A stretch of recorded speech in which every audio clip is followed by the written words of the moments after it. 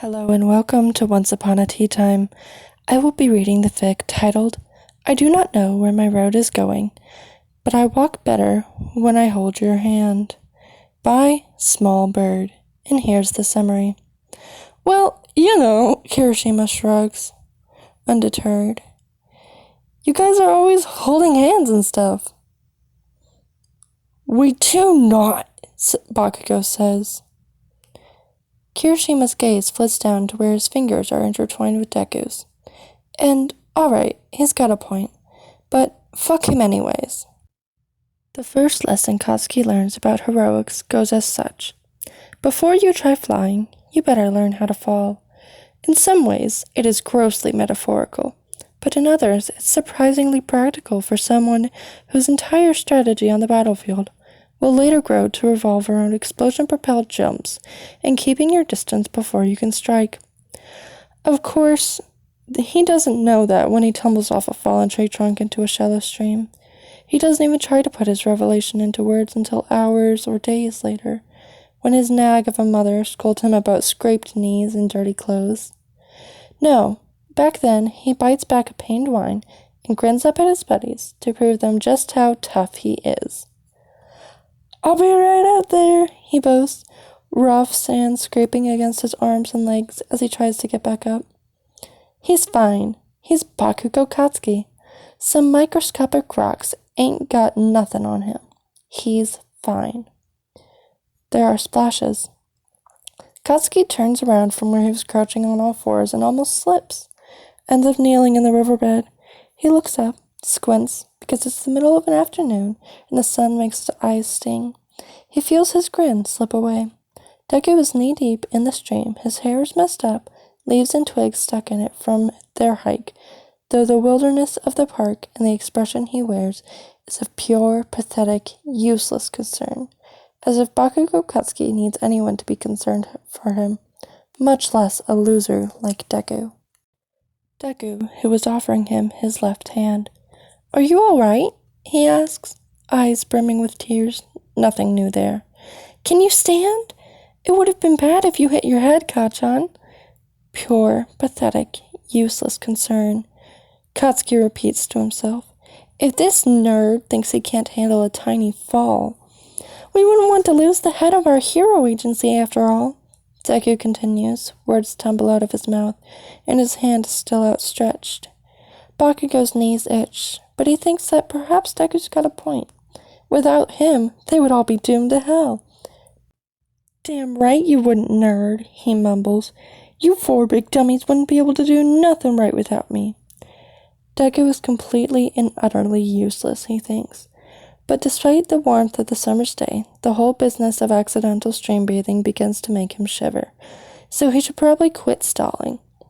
He grabs Deku's left hand with his right and pulls himself up to his feet and skips back to the tree trunk, avoiding the mossy patches.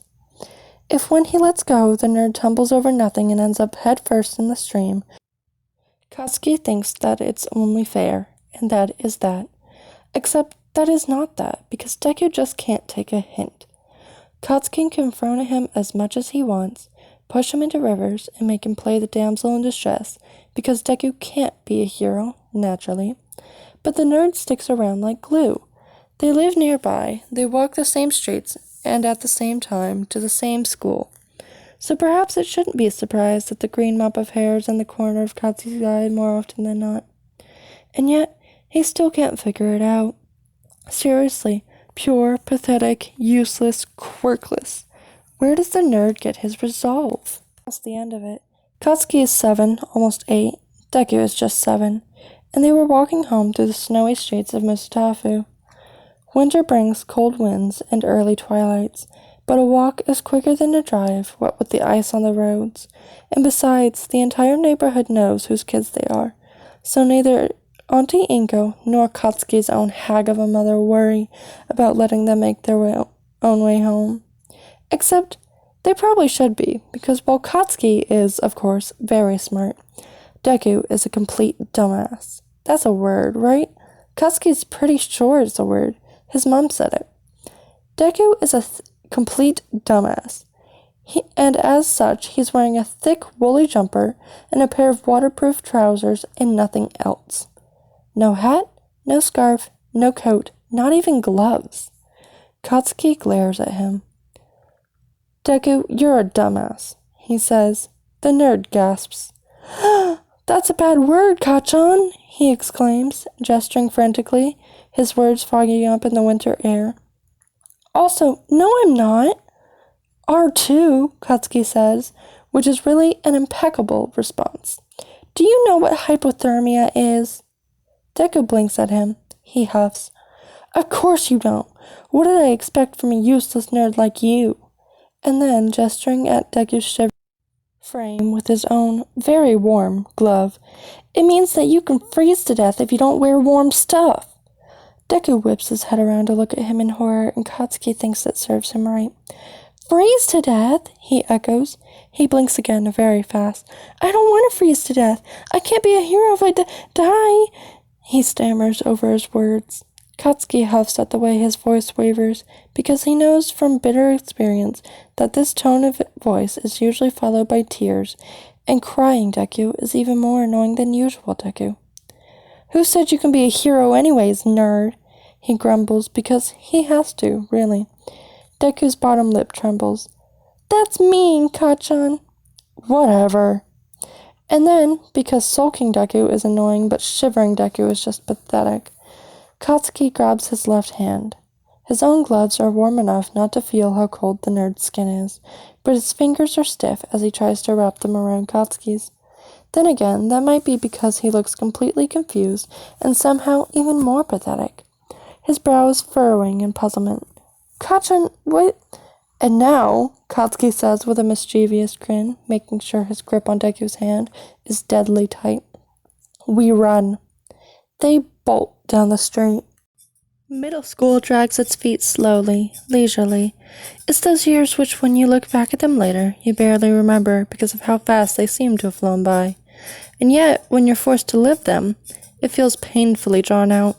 Although, of course, in middle school, Katsuki doesn't quite philosophize about the intricacies of human time perception. No, in middle school, Katsuki is far too busy establishing his superiority and figuring out what the hell to do with Deku. The former isn't hard, not with a quirk like his, not with a character like his either. People either love his ambition or hate his anger, and if they love his ambition, they stay by his side, and if they hate his anger, they stay away. That is all Katsuki ever asks for anyway, so he'll take it. The latter, on the other hand, is another can of worms. It's been years since they've met first. Years, some of which Katsuki doesn't even remember due to being a literal baby. And yet, somehow, Deku still hasn't changed.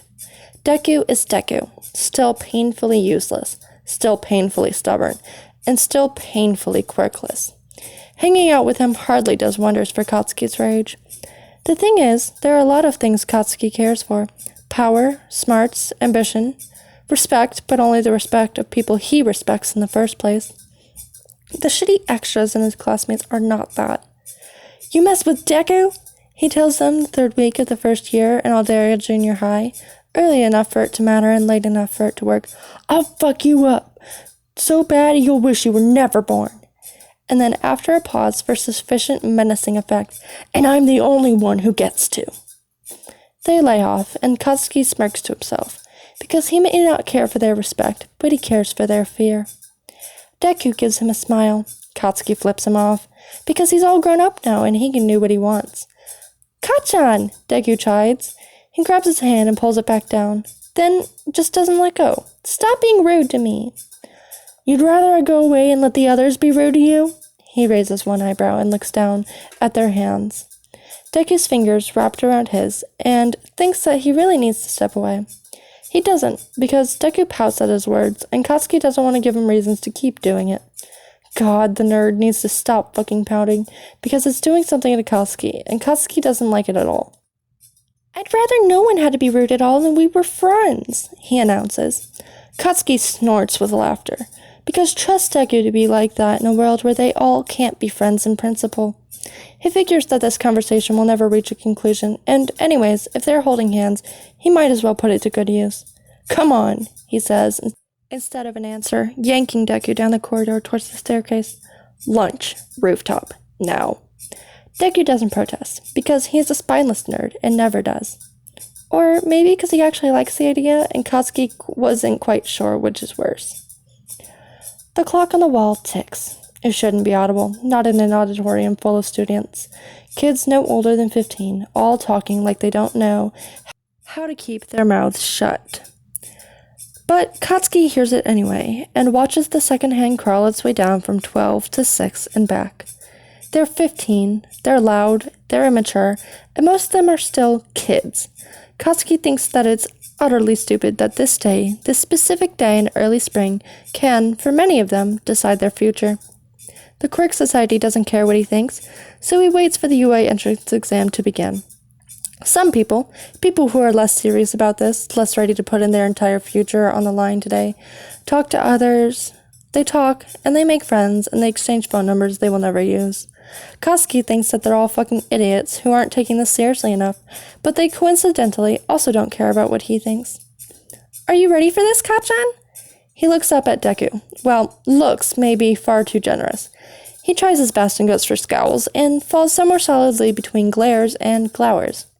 Deku doesn't notice, because he's Deku, and plops down in the seat next to him. Deku is Deku is Deku, and Deku is smart and determined and ambitious to no end, if a little spineless.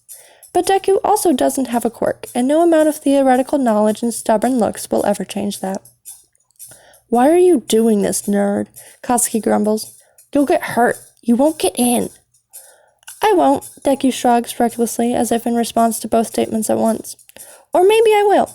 I won't know if I don't try, Kacchan, will I? Katsuki wants to say that he already knows it. Somewhere deep down. Pathetic. Useless. Damn it, they've been through this so many times. Katsuki opens his mouth to say it, and then closes it again, because Deku is Deku is Deku. And if any poor, quirkless bastard had a sliver of a chance of getting into UA, well, Katsuki thinks Deku's as good as anyone. If you land yourself in the hospital, Auntie Inko will never let you do anything ever again, he says instead. Deku laughs, then gasps and grabs Katsuki's hand to get his attention, as if Katsuki's attention doesn't belong to him as is, and points at the stage, where Present Mike, yes, that Present Mike, no wonder Deku's going crazy, steps out from behind a wooden door with the dramatic flair of an experienced entertainer. Ladies and gentlemen, he announces in English, welcome to UA! Katsuki tries his hardest to pay attention to the instructions instead of the fact that Deku never lets go of his hand. Then again, the instructions amount to punch things to win, so he's pretty sure he's set. Somehow, that thought leaves him with less joy than it should. Katsuki thinks that it better have nothing to do with Deku's chances, or lack thereof. It does. The first week of UA is weird for many reasons.